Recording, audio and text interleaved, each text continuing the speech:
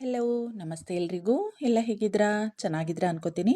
ನಾನು ಚೆನ್ನಾಗಿದ್ದೀನಿ. ನಾನು ನಿಮ್ಮ ವೀಣಾ ಸುರೇಶ್.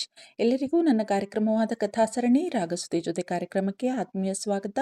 ನೋಡ್ತಾ ಇರೋರು, ಕೇಳ್ತಾ ಇರೋರು ಎಲ್ಲರೂ ತಪ್ಪದೆ ಸಬ್ಸ್ಕ್ರೈಬ್ ಮಾಡ್ಕೊಳ್ಳಿ. ಹಾಗೆ ಲೈಕ್ಸು, ಕಮೆಂಟ್ಸು ಕೊಡೋದನ್ನು ಮರಿಬೇಡಿ ಪ್ಲೀಸ್. ಜಾನಿ, ನಿಜವಾಗಿಯೂ ನನ್ನ ಹಣೆಯಲ್ಲಿ ಬರೀ ನೋವು, ಒಂಟಿತನ ಇಷ್ಟೇ ಬರೆದಿದನ ನಿನ್ನ ದೇವರು. ನನ್ನ ಪಾಲಿಗೆ ಖುಷಿ, ನೆಮ್ಮದಿ ಅನ್ನೋದು ಬರೀ ಕನಸೇನಾ? ಜಾನಿ, ಆಗ್ತಾ ಇಲ್ಲ ಕಣೋ ನನ್ನಿಂದ ಈ ಒಂಟಿತನ, ಈ ಸಂಕಟವನ್ನು ಸಹಿಸೋದಕ್ಕೆ. ಯಾರಿಗಾಗಿ ಈ ಬದುಕು? ಯಾರಿಗಾಗಿ ಬದುಕಲಿ ನಾನು ಹೇಳು? ಅನ್ಕೋತೀನಿ ನಾನು ನನ್ನ ಬಂಗಾರಿ ಡ್ಯಾಡಿಗೋಸ್ಕರ ನಾನು ಬದುಕಬೇಕು ಅಂತ. ಆದರೆ ಆ ಹುಡುಗಿ ನನ್ನ ಬಿಟ್ಟು ಹೋದ್ರೆ ನಾನು ಹೇಗೆ ಬದುಕಲಿ ಜಾನಿ? ಅವಳು ನನಗೆ ಸಿಗ್ತಾಳಾ? ಆಸೆಯಿಂದ ಜಾನಿಯ ಕೈ ಹಿಡಿದು ಅಲ್ಲಾಡಿಸಿ ಕೇಳಿದ್ದ ಆಯುಷ್. ನಂತರ ನಿರಾಸೆಯಿಂದ ತಲೆ ತಗ್ಗಿಸಿ ತಲೆ ಅತ್ತಿತ್ತ ಆಡಿಸಿದವನು, ವಾಟ್ ರಬ್ಬಿಶ್. ನನಗೆಲ್ಲೋ ಭ್ರಮೆ. ಅವಳು ನನಗೆಲ್ಲಿ ಸಿಗ್ತಾಳೆ? ಅವಳಿಗೆ ನಾನು ತಕ್ಕವನಲ್ಲ. ಜಾನಿ, ನೋ ಬೇಡ. ಅವಳು ಚೆನ್ನಾಗಿರ್ಬೇಕು. ಅವಳಿಗೆ ಅವನೇ ಸರಿ. ತೊದಲುತ್ತಲೇ ಹೇಳುತ್ತಿದ್ದ ಆಯುಷ್ ತನ್ನ ಮನಸ್ಸಿನ ಯಾತನೆಯನ್ನ ಹೊರಹಾಕುತ್ತಿದ್ದ. ಅವನ ಮಾತು ಕೇಳುತ್ತಿದ್ದ ಜಾನಿ ಅವನ ಬೆನ್ನು ಸವರಿಸುತ್ತಲೇ ಇದ್ದ. ಅವನ ಕಣ್ಣೀರು ತುಂಬಿದ ಕಣ್ಣನ್ನೇ ನೋಡುತ್ತಾ ತಾನು ಕೂಡ ಕಣ್ತುಂಬಿಕೊಂಡು, ಈ ಅಣ್ಣ ಎಂತ ಮಾತಾಡ್ತಾ ಉಂಟು ಅಂತೇಳಿ ದೇವರಾಣೆ ನನಗೆ ಅರ್ಥ ಆಗ್ತಾ ಇಲ್ಲ. ಆದರೆ ಭಯಂಕರ ನೋವು ಅನುಭವಿಸ್ತಾ ಉಂಟು ಅಂತೇಳಿ ಅರ್ಥ ಆಗ್ತಾ ಉಂಟು ನನಗೆ. ಯಾವ ಹುಡುಗಿ ಇರಬಹುದು ಅವಳು ಮಾರಯ್ಯ? ನನ್ನ ಅಣ್ಣನನ್ನೇ ಬೇಡ ಅಂದಳ ಅವಳು. ನಂಬುವುದು ಕಷ್ಟ ಆಗ್ತಾ ಉಂಟು. ಛೇ ಹಾಗೆ ಆಗಿರಕ್ಕಿಲ್ಲ. ಎಂಥದೋ ಆಗಿದೆ. ಆದರೆ ಎಂತ ತಲೆ ಕೆಡುತ್ತಿತ್ತು ಯೋಚಿಸಿದಷ್ಟು ಜಾನಿಗೆ. ಎಂತಕ್ಕೆ ಹಾಗೆಲ್ಲ ಅಂದುಕೊಳ್ಳುವುದು ಅಣ್ಣ ನೀನು? ನಿನಗೆ ಎಂತ ಕಡಿಮೆ ಆಗುಂಟು ಅಂತೇಳಿ ಆ ಹುಡುಗಿ ಬೇಡ ಅನ್ನುವುದು? ನಿನ್ನ ರೂಪ ಇಲ್ಲವಾ? ಆಸ್ತಿ ಇಲ್ಲವಾ? ಅಂತಸ್ತು ಇಲ್ಲವಾ? ರಾಜಕುಮಾರನ ಹಂಗೆ ಇಲ್ಲವಾ ನೀನು? ಇನ್ನೆಂತ ಬೇಕಂತೆ ಆ ಹುಡುಗಿಗೆ? ನಿನ್ನ ಬಿಟ್ಟು ಅವನ್ಯಾರನ್ನು ಎಂತಕ್ಕೆ ಒಪ್ಪಿದ್ದು ಅವಳು ಯಾರು ಅಂತೇಳಿ ಹೇಳು ನನಗೆ. ನಾನೇ ಹೋಗಿ ಕೇಳ್ತೇನೆ ಅವಳನ್ನ. ಎಂತ ಮಂಡೆ ಸರಿ ಇಲ್ಲವಾ ನಿಂದು? ಎಂತಕ್ಕೆ ನನ್ನ ಅಣ್ಣನನ್ನ ಬೇಡ ಎಂದಿದ್ದು ನೀನು ಅಂತೇಳಿ? ನೀನು ಹಿಂಗೆ ಇರಬೇಡ ಅಣ್ಣ. ನನಗೆ ನೋಡುವುದಕ್ಕೆ ಆಗುವುದಿಲ್ಲ. ಆ ಹುಡುಗಿ ಸಿಕ್ಕಲಿ ನನ್ನ ಕೈಗೆ. ಎಂತ ಮಾಡಬೇಕು ಅಂತೇಳಿ ಗೊತ್ತುಂಟು ನನಗೆ. ಕೋಪದಿಂದ ಹೇಳಿದ್ದ ಜಾನಿ ತನ್ನ ಅಣ್ಣನನ್ನ ಸಮಾಧಾನ ಮಾಡುತ್ತಾ. ಮೂತಿ ಸೊಟ್ಟ ಮಾಡಿ ನಕ್ಕಿದ್ದ ಆಯುಷ್ ಜಾನಿಯ ಮಾತು ಕೇಳಿ, ನಿನ್ನ ಅಣ್ಣನಿಗೆ ಎಲ್ಲವೂ ಇದೆ, ಮಗಳೂ ಇದ್ದಾಳೆ, ವಯಸ್ಸು ಕೂಡ ಆಗಿದೆ, ಗೊತ್ತು ತಾನೆ ನಿನಗೆ? ಅವಳು ಇನ್ನು ಚಿಕ್ಕವಳು ಕಣೋ. ನಾನು ಇವೆಲ್ಲ ಆಗು ಹೋಗುವ ಕೆಲಸವಲ್ಲ, ಬರೀ ಕನಸು ಅಷ್ಟೇ ಎಂದು ಹಿಂದಕ್ಕೆ ತಲೆ ಚಾಚಿ ಕಣ್ಣು ಮುಚ್ಚಿದ್ದ ಆಯುಷ್. ರಾತ್ರಿಯೆಲ್ಲ ಬಡಬಡಿಸುತ್ತಲೇ ಮಲಗಿದ್ದರೂ ಮುಂಜಾನೆ ಸರಿಯಾದ ಸಮಯಕ್ಕೆ ಎಚ್ಚರವಾಗಿತ್ತು ಆಯುಷ್ಗೆ. ತಲೆಯೆಲ್ಲ ಭಾರ ಎನ್ನಿಸಿದರೂ ಮುಖ ತೊಳೆದು ಬಾಲ್ಕನಿಯತ್ತ ಬಂದವನ ದೃಷ್ಟಿ ಬೇಡವೆಂದರೂ ಹುಡುಗಿಯ ಮನೆಯತ್ತಲೇ ಹೋಗಿತ್ತು. ಕಣ್ಣರಳಿಸಿದ ಹುಡುಗ, ಅವನ ಮನಸ್ಸನ್ನ ಇನ್ನಿಲ್ಲದಂತೆ ಆವರಿಸಿ ಅವನ ನೆಮ್ಮದಿ ಕೆಡಿಸುತ್ತಿರುವ ಹುಡುಗಿ ಅವನ ಅರಮನೆಯತ್ತಲೇ ಬರುತ್ತಿದ್ದಾಳೆ ಎಷ್ಟು ಬೇಗ. ಮುಂಜಾನೆಯ ಮಂಜಿನಲ್ಲಿ ಮಿಂದೆದ್ದ ಮಲ್ಲಿಗೆಯಂತೆ ಕಂಡಳು ಅವನ ಕಣ್ಣಿಗೆ ಹುಡುಗಿ. ಕಣ್ಣು ಪಿಳುಕಿಸುವುದನ್ನು ಮರೆತು ಬಿಟ್ಟಿದ್ದಾನೆ ಆಯುಷ್. ನಾನ್ಸೆನ್ಸ್, ನನಗೆ ಪಕ್ಕಾ ಹುಚ್ಚು ಹೊಡೆದಿದೆ, ಅಥವಾ ರಾತ್ರಿಯ ಮತ್ತು ಇನ್ನೂ ಇಳಿದಿಲ್ಲ. ಹುಡುಗಿಗೆ ಹೆಲ್ತ್ ಸರಿ ಇಲ್ಲ. ಅವಳ್ಯಾಕೆ ಇಷ್ಟು ಬೆಳ್ಳಂಬೆಳಗ್ಗೆ ನಮ್ಮ ಮನೆಗೆ ಬರ್ತಾಳೆ? ಈ ಹುಡುಗಿ ನನಗೆ ಹುಚ್ಚು ಹಿಡಿಸ್ತಾ ಇದ್ದಾಳೆ. ಬೇವ್ಕೂಫ್ ಗರ್ಲ್. ಥತ್.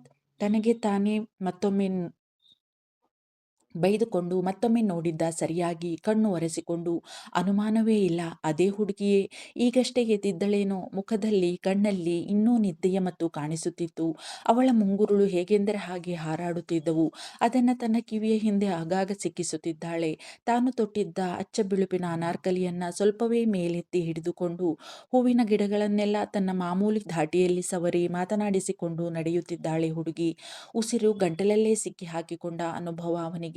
ನಿದ್ದೆಗಣ್ಣಿನಲ್ಲಿ ಇನ್ನೂ ಮುದ್ದಾಗಿ ಕಂಡಿದ್ದಳು ಅವನ ಕಣ್ಣಿಗೆ ಹುಡುಗಿ. ಹುಬ್ಬು ತೀಡಿಕೊಂಡು ಉಗುಳು ನುಂಗಿದ್ದ ಆಯುಷ್. ತಕ್ಷಣ ವರ್ಧನ್ನ ನೆನಪಾಗಿ ದವಡೆ ಬಿಗಿದಿದ್ದ ಕೋಪದಿಂದ, ನಾನ್ಸೆನ್ಸ್ ಗರ್ಲ್, ಏನಂದುಕೊಂಡ್ಬಿಟ್ಟಿದ್ದಾಳೆ ತನ್ನನ್ನು ತಾನು? ನನಗೆ ಹುಚ್ಚು ಹಿಡಿಸಿದ್ದು ಸಾಲದು ಅಂತ ಈಗ ಬಡಪಾಯಿವರೆಗೂ ತಲೆ ಕೆಡಿಸ್ತಾ ಇದ್ದಾಳೆ. ಯಾಕೆ ಅಡ್ಡಗೋಡೆಯ ಮೇಲೆ ದೀಪ ಇಟ್ಟಂತೆ ಮಾತಾಡಬೇಕಾಗಿತ್ತು ಅವನ ಹತ್ತಿರ? ಏನೋ ಒಂದು ಸ್ಪಷ್ಟವಾಗಿ ಹೇಳಬೇಕಿತ್ತು ತಾನೇ ತನ್ನ ನಿರ್ಧಾರವನ್ನ. ಎರಡರಲ್ಲಿ ಒಂದು ಆಗಿ ಹೋಗಿಬಿಟ್ಟಿರೋದು ಆಗ. ಅವನಿಗೂ ಉತ್ತರ ಸಿಕ್ಕಿದ ನೆಮ್ಮದಿ ಇರ್ತಾ ಇತ್ತು. ಅಂತ ಒಳ್ಳೆಯ ಬುದ್ಧಿ ಈ ಹುಡುಗಿಗೆ ಎಲ್ಲಿಂದ ಬರಬೇಕು? ಎಲ್ಲವೂ ತನ್ನ ಮೂಗಿನ ನೇರಕ್ಕೆ ಆಗಬೇಕು ಇವಳಿಗೆ. ಮುಷ್ಟಿ ಕಟ್ಟಿ ಬಾಲ್ಕನಿಯ ಗ್ರಿಲ್ಗೆ ಗುದ್ದಿ ತನ್ನ ಕೋಪ ಹೊರಹಾಕಿದ್ದ ಆಯುಷ್. ಬಂದಿದ್ದಾಳಲ್ಲ ಈಗ ಬರಲಿ. ಮನೆಗೆ ಬಂದವಳು ನನ್ನ ಎದುರಿಗೆ ಬರದೇ ಇರ್ತಾಳಾ? ಊರಿಗೆ ಬಂದವಳು ನೀರಿಗೆ ಬರದೇ ಇರ್ತಾಳಾ? ಸಿಗಲಿ, ಸಿಗಲಿ ನನ್ನ ಕೈಗೆ. ಎರಡರಲ್ಲಿ ಒಂದು ತೀರ್ಮಾನ ಆಗಿ ಹೋಗಲಿ ಇವತ್ತು. ನನಗೂ ಒಂದು ಕ್ಲಾರಿಟಿ ಸಿಕ್ಕಿಬಿಡಲಿ. ದಿನ ದಿನದ ಕ್ಷಣ ಕ್ಷಣದ ಈ ನರಕಯಾತನೆ ಸಾಕಾಗಿ ಬಿಟ್ಟಿದೆ ನನಗೆ. ಅವಳಿಗೆ ನಾನು ತಕ್ಕವನಲ್ಲ ಎಂದು ತಿಳಿದಿದ್ದರೂ ಅವಳ ಸುತ್ತವೇ ಸುತ್ತುತ್ತಿದೆ ನನ್ನ ಮನಸ್ಸು. ಮತ್ತೆ ಮತ್ತೆ ಅವಳತ್ತ ಸೆಳೆಯಲ್ಪಡುತ್ತಿದ್ದೇನೆ ನಾನು. ಏನೇ ಮಾಡಿದರೂ ಅವಳ ಗುಂಗು ಹೋಗುತ್ತಿಲ್ಲ ನನ್ನ ತಲೆಯಿಂದ. ಅವಳ ಬಾಯಿಯಲ್ಲೇ ನನಗೆ ನೀನು ಯಾರೂ ಅಲ್ಲ, ನನಗೂ ನಿನಗೂ ಯಾವ ಸಂಬಂಧವೂ ಇಲ್ಲ, ನಾನು ಇನ್ಯಾರನ್ನೋ ಇಷ್ಟಪಡ್ತೀನಿ ಎಂದು ಹೇಳಿದರೆ ಆಗ ಆಗ ನನ್ನ ಮನಸ್ಸಿಗೂ ಅರ್ಥವಾಗಬಹುದು. ಆಗಲೂ ನಿತ್ಯ ನರಕವೇ ನನ್ನ ಬದುಕು. ಆದರೆ ಈ ಹುಡುಗಿಯ ಹುಚ್ಚಿನಿಂದಾದರೂ ಹೊರಗೆ ಬರಬಹುದಲ್ಲವಾ ನಾನು? ಯೋಚಿಸಿ ಯೋಚಿಸಿ ತಲೆ ಹಾಳಾಗಿತ್ತು ಅವನಿಗೆ.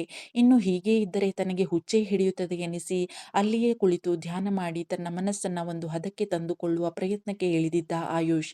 ಇದರ ಹೊರತು ಬೇರ್ಯಾವ ಮಾರ್ಗವೂ ತೋಚಲಿಲ್ಲ ಅವನಿಗೆ. ಮಿಸ್ಟರ್ ಆಚಾರ್ಯ ಅವರಿಗೆ ಹುಡುಗಿಯ ಹತ್ತಿರ ಮಾತನಾಡುವವರೆಗೂ ಸಮಾಧಾನ ಇರಲಿಲ್ಲ.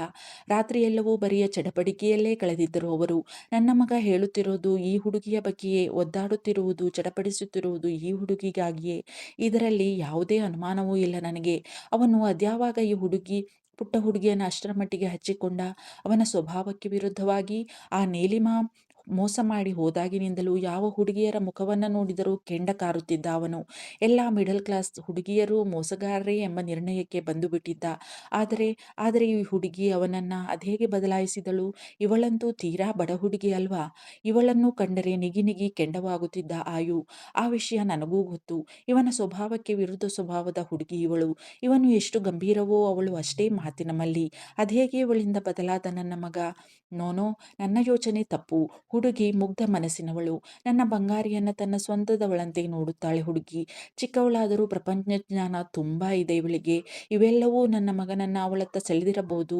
ಅವನು ಏನನ್ನೂ ಯಾರನ್ನೂ ಯಾವುದನ್ನೂ ಹಾಗೆಲ್ಲ ಕುರುಡಾಗಿ ಒಪ್ಪಿಕೊಳ್ಳುವವನೇ ಅಲ್ಲ, ಹಚ್ಚಿಕೊಳ್ಳುವವನೂ ಅಲ್ಲ. ಹುಡುಗಿಯ ಎಲ್ಲ ಗುಣಗಳನ್ನು ನೋಡಿ ಅಳೆದು ತೂಗಿ ಅವಳತ್ತ ವಾಲಿದ್ದಾನೆ. ಅವಳನ್ನು ಇಷ್ಟು ಹಚ್ಚಿಕೊಂಡಿದ್ದಾನೆ. ಭಗವಂತ, ಹೇಗಾದರೂ ಮಾಡಿ ಅವನ ಇಷ್ಟಾರ್ಥವನ್ನು ನೆರವೇರಿಸಿಬಿಡು. ಅಷ್ಟಾದರೆ ನನ್ನ ಉಸಿರಿರುವವರೆಗೂ ಇನ್ನೇನನ್ನೂ ನಾನು ನಿನ್ನನ್ನು ಬೇಡುವುದಿಲ್ಲ ಪ್ರಭು. ಭಗವಂತನಲ್ಲಿ ಮನಸಾರ ಬೇಡಿಕೊಂಡರು ಮಿಶ್ರ ಆಚಾರ್ಯ. ಆದರೆ ಆಯು ತನ್ನ ಮನಸ್ಸಿನ ಭಾವನೆಗಳನ್ನು ಹುಡುಗಿಗೆ ಹೇಳಿಯೇ ಇಲ್ಲ ತಾನೇ. ಅವಳಿಗಾದರೂ ಏನು ಅರ್ಥವಾಗಬೇಕು? ಮೊದಲೇ ಇದನ್ನೆಲ್ಲ ಯೋಚಿಸುವ ವಯಸ್ಸಲ್ಲ, ಅಂಥ ಹುಡುಗಿಯೂ ಅಲ್ಲ ಅವಳು. ಏನು ಕೇಳೋದು ಅವಳನ್ನ? ಹೇಗೆ ತಿಳಿಯೋದು ಅವಳ ಮನಸ್ಸನ್ನ? ಅರ್ಥವಾಗಲಿಲ್ಲ ಮಿಸ್ಟರ್ ಆಚಾರ್ಯ ಅವರಿಗೆ. ಆದರೂ ಅವಳನ್ನು ಮಾತನಾಡಿಸುವ ಹಂಬಲ ಅವರದ್ದು. ಅವಳು ಬರುವ ದಾರಿಯನ್ನೇ ನೋಡುತ್ತಾ ಕುಳಿತರು. ಶುಭೋದಯ ಅಂಕಲ್, ಹೇಗಿದ್ದೀರಾ? ಕಾಲು ನೋವು ಹೆಂಗದೆ ಈಗ? ಎನ್ನುತ್ತಾ ಒಳಗೆ ಬಂದ ಹುಡುಗಿ ಸೀದಾ ಹೋದವಳೆ ಅವರ ಕಾಲ ಬುಡದಲ್ಲಿ ಕುಳಿತು ಅವರ ಕಾಲು ಮಸಾಜ್ ಮಾಡಲು ರೆಡಿ ಮಾಡತೊಡಗಿದ್ದಳು. ತನ್ನ ಕಾಲ ಬುಡದಲ್ಲಿ ಕುಳಿತ ಹುಡುಗಿಯನ್ನೇ ನೋಡಿದರು ಒಂದೂ ಮಾತಿಲ್ಲದೆ ಮಿಶ್ರ ಆಚಾರ್ಯ. ಅವರಿಂದ ಏನೂ ಪ್ರತಿಕ್ರಿಯೆ ಇಲ್ಲದಿರುವುದನ್ನು ಗಮನಿಸಿದವಳು ತಲೆ ಎತ್ತಿ ಅವರತ್ತ ನೋಡಿ ಕಣ್ಣು ಸಂಕುಚಿಸಿದ್ದಳು ಕುಂಕುಮ. ಏನಂಕಲ್ ಹಂಗೆ ನೋಡ್ತಾ ಇದ್ದೀರಾ ನಾನೇಯ ಕುಂಕುಮ, ಗಾಬರಿ ಆಗಬೇಡಿ ಎಂದು ನಕ್ಕಿದ್ದಳು ಹುಡುಗಿ. ಅವಳ ಮಾತಿಗೆ ಮುಗುಳ್ನಕ್ಕವರು, ನೀನು ನೀನೇ ಗೊತ್ತು ಕಣೋ ಪುಟ್ಟ, ನಿನಗೆ ಕಂಪ್ಲೀಟಾಗಿ ಹುಷಾರಾಯ್ತಾ? ಸುಸ್ತು ಏನೂ ಇಲ್ಲ ತಾನೇ? ಏನು ಇಷ್ಟು ಬೆಳಗ್ಗೆ ಬಂದ್ಬಿಟ್ಟಿದೆಯಾ? ಆರಾಮಾಗಿ ತಿಂಡಿ ತಿಂದು ಬರಬಹುದಿತ್ತು ಅಲ್ವಾ? ಏನು ಇಷ್ಟು ಅವಸರ ಇತ್ತು ಎಂದಿದ್ದರು ಕಾಳಜಿಯಿಂದ ಮಿಶ್ರ ಆಚಾರ್ಯ. ಆರಾಮಾಗಿ ಇದ್ದೀನಿ ಅಂಕಲ್, ನಾನು ಯಾಕೋ ಈಗಲೇ ನಿಮ್ಮನ್ನ ಗೊಂಬೆನ ನೋಡಬೇಕು ಅನ್ನಿಸ್ತು, ಅದಕ್ಕೆ ಓಡ್ ಬಂದ್ಬಿಟ್ಟೆ ಎಂದು ನಕ್ಕು ತನ್ನ ಕೆಲಸ ಮುಂದುವರೆಸಿದ್ದಳು ಹುಡುಗಿ. ಅವಳ ಮಾತಿನಿಂದ ಮನಸ್ಸು ತುಂಬಿ ಬಂದಿತ್ತು ಅವರಿಗೆ. ಮಮತೆಯಿಂದ ಅವಳ ತಲೆ ಸವರಿದರು ಮಿಶ್ರ ಆಚಾರ್ಯ. ಬಂಗಾರಿ ಅಂದರೆ ನಿನಗೆ ಅಷ್ಟು ಇಷ್ಟನಾ ಪುಟ್ಟ ಎಂದಿದ್ದರು ಕುತೂಹಲದಿಂದ. ಅಯ್ಯೋ ಕೇಳ್ತಿರಲ್ಲ ಅಂಕಲ್, ಅವಳು ಅಂದರೆ ನನಗೆ ಪ್ರಾಣ ಅಂಕಲ್. ಎಷ್ಟು ಮುದ್ದು ಗೊಂಬೆ ಅದು. ಯಾವ ತಂಟೆ ತಕರಾರಿಲ್ಲ. ಇಷ್ಟು ಪುಟ್ಟ ವಯಸ್ಸಿಗೆ ಎಷ್ಟು ತಿಳಿವಳಿಕೆ ಇದೆ ಅವಳಿಗೆ. ಅವಳನ್ನು ಒಂದು ದಿನ ನೋಡದೇ ಇದ್ರೂ ಏನೋ ಕಳ್ಕೊಂಡಂಗಿರ್ತದೆ ಅಂಕಲ್ ನನಗೆ ಎಂದಿದ್ದಳು ಭಾವುಕಳಾಗಿ ಹುಡುಗಿ. ನೀನು ನೀನು ನಮ್ಮ ಮನೆಯನ್ನು ಬಿಟ್ಟು ಹೋಗುವ ಸಂದರ್ಭ ಬಂದರೆ ಎಂದು ಬಿಟ್ಟಿದ್ದರು ಮಿಶ್ರ ಆಚಾರ್ಯ. ಅವರ ಮಾತು ಕೇಳಿ ತಟ್ಟನೆ ಅವರತ್ತ ನೋಡಿದ್ದಳು ಕುಂಕುಮ. ಅವರು ಯಾಕೆ ಆ ಮಾತು ಹೇಳಿದ್ದು ಎಂದು ಅರ್ಥವಾಗದಷ್ಟು ದಡ್ಡಿ ಅಲ್ಲ ಅವಳು. ಆದರೆ ಅದನ್ನು ತೋರಗೊಡಲಿಲ್ಲ ಅವರ ಮುಂದೆ. ಯಾಕೆ ಅಂಕಲ್, ನನ್ನ ಕೆಲಸ ನಿಮಗೆ ಇಷ್ಟ ಆಯ್ತಾ ಇಲ್ವಾ? ನನ್ನ ಕೆಲಸದಿಂದ ತೆಗೆದುಹಾಕೋ ಪ್ಲ್ಯಾನ್ ಇದೆಯಾ? ನೀವು ಹೋಗು ಅಂತ ದಬ್ಬಿದ್ರು ನಾನು ಸದ್ಯಕ್ಕಂತೂ ಹೋಗಲ್ಲ ಅಂಕಲ್ ಎಲ್ಲುವೆ. ನಿಮ್ಮನ್ನು ನನ್ನ ಗೊಂಬೆನ ಬಿಟ್ಬಿಟ್ಟು ಹೋಗೋ ಯಾವ ಉದ್ದೇಶನೂ ಇಲ್ಲ ನನಗೆ. ಮೊದಲೇ ಹೇಳಿದ್ದೀನಿ ಅಂಕಲ್ ಎಂದು ನಕ್ಕಿದ್ದಳು ಹುಡುಗಿ.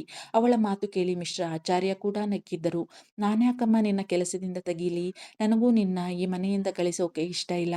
ಆದರೆ ನಿನ್ನನ್ನು ಹಕ್ಕಿನಿಂದ ಕರೆದುಕೊಂಡು ಹೋಗುವವರು ಬಂದರೆ ಆಗ ನಾನೇನೂ ಮಾಡಲಾರೆ. ನನಗೇನು ಹಕ್ಕಿದೆ ಅಲ್ವಾ ನಿನ್ನನ್ನು ಈ ಮನೆಯಿಂದ ಕಳಿಸಲ್ಲ ಅನ್ನೋಕೆ ಎಂದಿದ್ದರು ಮಿಶ್ರ ಆಚಾರ್ಯ ಸೂಚ್ಯವಾಗಿ.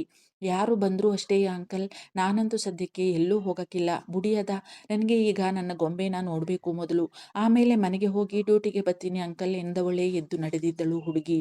ಅವಳು ಹೋದ ದಾರಿಯನ್ನೇ ನೋಡುತ್ತಾ ತಲೆ ಅತ್ತಿತ್ತ ಆಡಿಸಿ ನಕ್ಕಿದ್ದರು ಮಿಶ್ರ ಆಚಾರ್ಯ. ಹುಚ್ಚು ಹುಡುಗಿ, ಒಂದು ನಿಮಿಷ ಕೂಡ ಕೂತ್ಕೊಳ್ಳಲ್ಲ, ಬಹಳ ಚೂಟಿ. ಏನು ಹೇಳಿದರೆ ಏನು ಹೇಳಿದೆ ವರುಗೆ ಅಂತ ಕೇಳಬೇಕು ಅನ್ಕಂಡೆ, ಹೊರಟೇ ಹೋದ್ಲಲ್ಲ. ಇರಲಿ, ಮತ್ತೆ ಬರ್ತಾಳಲ್ಲ ಆಗ ಕೇಳ್ತೀನಿ. ಆದರೆ ಇವಳು ಮಾತಾಡೋದನ್ನು ನೋಡಿದ್ರೆ ಕೇಳ್ತಾ ಇದ್ರೆ ವರ್ಧನ ಪ್ರಸ್ತಾಪಕ್ಕೆ ಸಮ್ಮತಿ ಸೂಚಿಸಿಲ್ಲ ಇನ್ನೂ ಅನಿಸುತ್ತೆ. ನೋಡೋಣ ಎಂದುಕೊಂಡರು ಮಿಶ್ರ ಆಚಾರ್ಯ. ಹೊರಗೆ ಓಡಿ ಬಂದಿದ್ದೇನೋ ನಿಜ ತನ್ನ ಗೊಂಬೆಯನ್ನು ನೋಡಬೇಕೆಂಬ ಆಸೆಯಿಂದ. ಆದರೆ ಆಮೇಲೆ ಅವಳ ನೋಟ ನಿಂತಿತ್ತು. ಥತ್, ನನ್ನ ತಲೆಗಿಷ್ಟು ಬುದ್ಧಿ ಬೇಡವಾ ನನಗೆ? ಅಲ್ಲ, ಹಿಂಗೆ ಎಕ್ಸ್‌ಪ್ರೆಸ್ ಟ್ರೈನ್ ಹಂಗೆ ಓಡ್ ಬಂದ್ನಲ್ಲ, ಹೆಂಗೆ ಹೋಗೋದು ಈಗ ಗೊಂಬೆನ ನೋಡೋಕ್ಕೆ? ಮನಿಕಂಡೇ ಇರ್ತದೆ ಅಲ್ವಾ ಅವಳು? ಮನಿಕಂಡಿದ್ರೆ ನನಗೇನು ಸಮಸ್ಯೆ ಇಲ್ಲ ನೋಡ್ಕೊಬರಕ್ಕೆ. ಆದರೆ ಅಲ್ಲಿ ನಮ್ಮ ಸಾಮ್ರಾಟ್ರು ಇರ್ತಾರಲ್ವಾ, ಇಲ್ಲದೆ ಎಲ್ಲೋದಾರು ಅವರ ರೂಮೇ ಅಲ್ವಾ ಅದು. ಮತ್ತೆ ಹೆಂಗೆ ಹೋಗಲಿ ನಾನು? ಛೇ ಎಂದುಕೊಂಡು ಕೈ ಕೈ ಹಿಸುಕಿಕೊಳ್ಳುತ್ತಾ ಅಲ್ಲಿಯೇ ನಿಂತಿದ್ದಳು ತಲೆ ತಗ್ಗಿಸಿ ಹುಡುಗಿ. ಜಾನಿ, ಜಾನಿ, ಬಂಗಾರಿ ಇನ್ನೂ ಎದ್ದಿಲ್ಲ ನೋಡು, ಇನ್ನೊಂದು 5 ನಿಮಿಷ ಬಿಟ್ಟು ಎಂದಿದ್ದ. ಆಗ ತಾನೇ ಕೆಳಗೆ ಇಳಿದು ಬಂದಿದ್ದ ಆಯುಷ್ ಆಚಾರ್ಯ ಬೇಕೆಂದೇ ಕೂಗಿ ಹೇಳಿದ್ದ. ಹುಡುಗಿ ಅಲ್ಲಿ ನಿಂತಿರುವುದನ್ನು ಚೆನ್ನಾಗಿಯೇ ಬಲ್ಲ ಅವನು. ಮೊದಲೇ ಕೋಪವಿತ್ತಲ್ಲ ಅವಳ ಮೇಲೆ. ಅವಳನ್ನೇ ತೀಕ್ಷ್ಣವಾಗಿ ನೋಡುತ್ತಾ ಹೇಳಿದ್ದ ಆಯುಷ್ ಆಚಾರ್ಯ. ತನ್ನದೇ ಚಿಂತೆಯಲ್ಲಿ ಮುಳುಗಿದ್ದವಳಿಗೆ ಅವನ ಮಾತುಗಳು ಬೆಚ್ಚುವಂತೆ ಮಾಡಿದ್ದವು. ಅವನತ್ತ ಕಣ್ಣರಳಿಸಿ ನೋಡಿದಳು ಬೆಚ್ಚಿ. ಅವನ ತೀಕ್ಷ್ಣ ನೋಟ ತನ್ನ ಮೇಲೆಯೇ ಇರುವುದನ್ನು ಗಮನಿಸಿ ನೋಟ ತಗ್ಗಿಸಿದ್ದಳು ಮತ್ತೆ ಕುಂಕುಮ. ದೇವ್ಡಾ, ಇದೇನು ಹಿಂಗೆ ನೋಡ್ತಾ ಇದೆ ದೊರೆ? ಅದ್ಯಾಕೆ ಅಷ್ಟು ಕೋಪದಿಂದ ನೋಡ್ತಾ ಇತ್ತಲ್ಲ? ಈಗ ನಾನೇನು ಮಾಡಿದೆ ಅಂತವ ನನ್ನ ಮೇಲೆ ಕೋಪ ಇದಕ್ಕೆ? ಎಂದುಕೊಂಡಳು ಹುಡುಗಿ ತಗ್ಗಿಸಿದ್ದ ತಲೆಯನ್ನ ಮೇಲೆ ಎತ್ತದೆ. ಬಂದೆ ಬಂದೆ ಅಣ್ಣ, ಎಂತ ಆಯ್ತು ಎನ್ನುತ್ತಾ ಗಡಿಬಿಡಿಯಿಂದ ಬಂದಿದ್ದ ಹೊರಗೆ ಜಾನಿ. ಅರೆ, ನೀವು ಇಲ್ಲೇ ಇದ್ದೀರಾ ಮರೈತಿ? ಅಣ್ಣ, ನನಗೆ ಕೆಲಸ ಉಂಟು. ಇವರೇ ಇದ್ದಾರಲ್ಲ ಮರೆಯ, ನಮ್ಮ ಬಂಗಾರಿ ಯಾವಾಗಲೂ ಇವರದೇ ಜಪ ಮಾಡುವುದಲ್ವಾ ಎಂದ ಜಾನಿ ಹುಡುಗಿಯತ್ತ ನೋಡಿ. ನೀವು ಮೇಲೆ ಹೋಗಿರಿ ಆಯಿತಾ, ಬಂಗಾರಿ ಎದ್ದ ಮೇಲೆ ಬನ್ನಿ ಎಂದಿದ್ದ. ಒಂದೂ ಮಾತಿಲ್ಲದೆ ಅವಳನ್ನ ಒಮ್ಮೆ ತೀಕ್ಷ್ಣವಾಗಿ ನೋಡಿ ಮುಖ ಪಕ್ಕಕ್ಕೆ ತಿರುಗಿಸಿದ್ದ ಆಯುಷ್. ನಂತರ ಸರಸರನೆ ಹೊರಗೆ ನಡೆದು ಬಿಟ್ಟಿದ್ದ. ಅವನತ್ತ ಒಮ್ಮೆ ನೋಡಿ ಸರಿ ಎಂಬಂತೆ ತಲೆ ಆಡಿಸಿ ಸಣ್ಣ ಭಯದಿಂದಲೇ ಮಹಡಿಯ ಮೆಟ್ಟಿಲು ಹತ್ತತೊಡಗಿದ್ದಳು ಕುಂಕುಮ. ದೇವುಡಾ, ಈಗ ದೊರೆಯ ರೂಮಿಗೆ ಹೋಗ್ಬೇಕಲ್ಲಪ್ಪ ನಾನು. ಹುಲಿ ಗುಹೆಗೆ ಹೋದಂಗಾಯ್ತಾ ಅದೇ ನನಗೆ. ಕೈಕಾಲೆಲ್ಲ ನಡುಗ್ತಾ ಅದೆ. ಸದ್ಯ ನನ್ನ ಪುಣ್ಯ ಸಾಮ್ರಾಟ್ರು ರೂಮಿನಾಗೆ ಇಲ್ಲ, ಉಳಿತು ನನ್ನ ಪ್ರಾಣ ಎಂದುಕೊಂಡಳು ಎದೆಯ ಮೇಲೆ ಕೈಯಿಟ್ಟು ಮೇಲೆ ನೋಡಿ ಹುಡುಗಿ. ಅವನ ರೂಮಿನ ಬಾಗಿಲು ತೆಗೆದು ಇನ್ನೇನು ರೂಮಿನ ಒಳಗೆ ಹೋಗಬೇಕು ಅವಳು. ಸರ್ರನೆ ಅವಳ ರಟ್ಟೆಯನ್ನು ಹಿಡಿದು ಎಳೆದೊಯ್ದಿದ್ದ ಆಯುಷ್. ಅದ್ಯಾವ ಮಾಯದಲ್ಲಿ ಮೇಲೆ ಬಂದಿದ್ದನೋ. ಕಿರುಚಬೇಕೆಂದು ಬಾಯಿ ತೆರೆದವಳ ಹತ್ತಿರ, ಶ್, ಡೋಂಟ್ ಶೌಟ್, ನನ್ನ ಮಗಳು ಎದ್ದು ಬಿಡ್ತಾಳೆ, ಬಾಯಿ ಮುಚ್ಕೊಂಡು ನಡಿ ಎಂದಿದ್ದ ಸಣ್ಣದಾಗಿ, ಅಷ್ಟೇ ಗಂಭೀರವಾಗಿ ಆಯುಷ್.